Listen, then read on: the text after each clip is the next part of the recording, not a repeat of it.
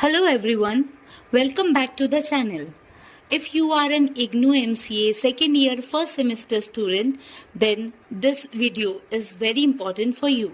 Today, we are going to solve MCSL 229 Set 1, December 2024, previous year question with complete detailed solutions.